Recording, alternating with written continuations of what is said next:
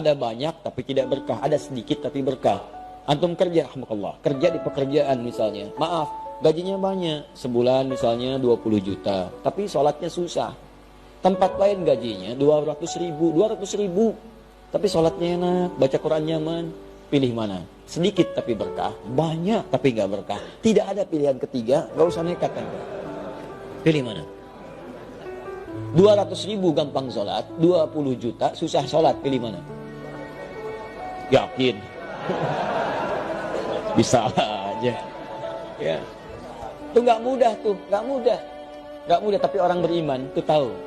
Orang beriman tuh yang dicari berkah, bukan banyak. Makanya ketika Allah membuka pencarian rezeki, dibedakan antara orang beriman dengan manusia biasa. Ya, silakan cek Quran surah kedua ayat 168 paling kanan sebelah bawah. Ketika membuka ayat rezeki, mencari rezeki, itu dibuka dengan nas. Disebutkan 241 kali dalam Al-Quran. Ya ayyuhan nas. Ya disebutkan 360 kali dalam Al-Quran. Ayyuha 150 kali. Nas disebutkan 241 kali dalam Al-Quran. Ya ayyuhan nasu. Hei manusia, di mana aja kalian, mau jauh mau dekat, saya tegaskan pada kalian ya. Ya kulu mimma fil ardi halalan thayyibah. Kalau kamu ingin dapatkan makanan, ingin mapan hidup, maka bekerja, silahkan cari kerja. Jangkau sebagian tempat di bumi yang bisa dijangkau. Tapi caranya halal dan thayyib. Halal, ikuti regulasi dengan benar. Cari, sesuaikan aturan dunia apalagi akhirat, ikuti itu aturannya. Ya ikuti. Thayyibah, setelah yang mendapatkan yang halal itu dengan cara yang benar, cari yang baik-baik. Thayyib, membuat kebutuhan antum tercukupi. Kalau kebutuhan fisik, membuat yang menyehatkan. Kayak orang Arab kalau ditanya, kaifa halak? Alhamdulillah, thayyib. Thayyib itu artinya baik, sehat, fisiknya kuat, bagus.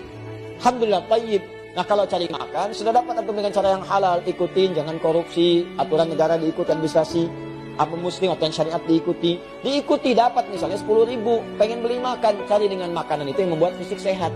Jadi nggak semua yang diinginkan pengen dibeli. Itu prinsipnya dalam Quran. Minum, apa fungsi minum? Menghilangkan haus. Kalau bikin hausnya hilang, itu minuman yang bagus. Nggak semua minuman itu harus diminum. Udah tahu bikin mabuk, diminum juga. Apa nih? Bir. Enak nggak? Lumayan tuh. Lumayan katanya kan? Lumayan kelihatannya. Bermanfaat nggak? Enggak.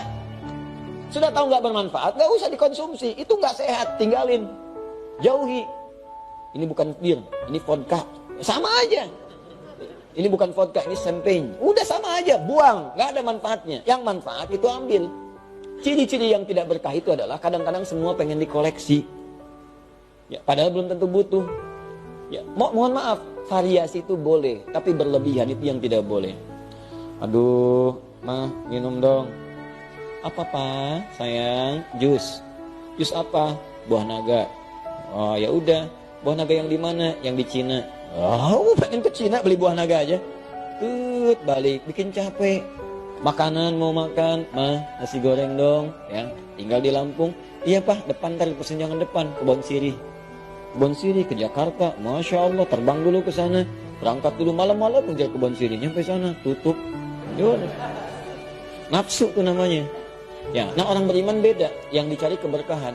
Makanya ketika menyebutkan pencarian rezeki orang beriman, ini menarik, kalimat halalnya dibuang, thayyibnya kemudian digandakan. Buka Quran surah kedua ayat 172, paling kiri sebelah atas. Ya ayyuhalladzina amanu. Ya ayyuhalladzina amanu. Hai semua orang beriman, pakai alladzina disebutkan 1080 kali dalam Al-Quran. Semuanya tanpa kecuali. Kulu min thayyibati ma razaqnakum. Silahkan cari rezeki min thayyibat. Halalnya dibuang kalimatnya. Muncul thayyib dijamakkan jadi thayyibat. Thayyibat bentuknya jamak, menunjuk pada banyaknya keberkahan. Kenapa halalnya dibuang? Karena orang beriman itu imannya otomatis akan membimbing dia untuk mencari yang halal. Jadi kalau antum merasa beriman tapi terfikir berbuat yang haram, ini menunjukkan ada masalah dalam imannya. Bermasalah.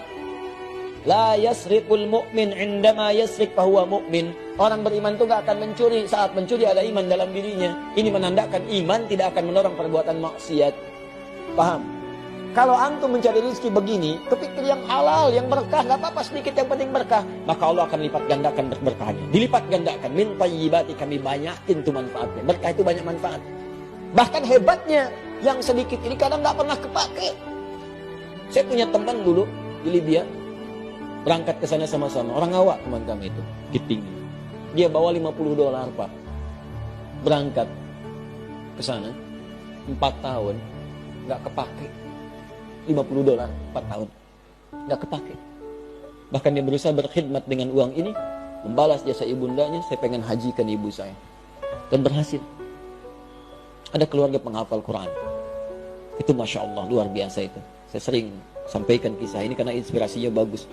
Ini Pak, istrinya penghafal Quran. Nyata ini. Punya sanad. Suaminya demikian. Anaknya juga hafal Quran. Suaminya kerja mungkin di tempat yang menurut sebagian orang kecil lah. Buruh kuli. Hebat tuh. Istrinya sedang ke sawah, bawa suluh. Nyambut suami macam-macam. Tapi Allahu Akbar, setiap datang tamu ke rumahnya, itu sajian luar biasa lengkap. Ikannya, buahnya, macam-macam.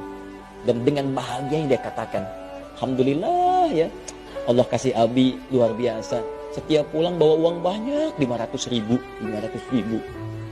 Banyak. Rasanya begitu. Dan setiap ada buah, dia dapat buah. Tetangga bawa buah. Waktu makan, tetangga kirim makanan. 500.000 awet Pak. Ada keberkahan di dalamnya. Antum yang mau dicari apa? Itu kan semua titipan. Tinggal bagaimana digunakan. Yang saya sayangkan kadang-kadang, kita tidak mengeluarkan petunjuk Quran dalam kehidupan. Harta itu titipan untuk mendapatkan surga.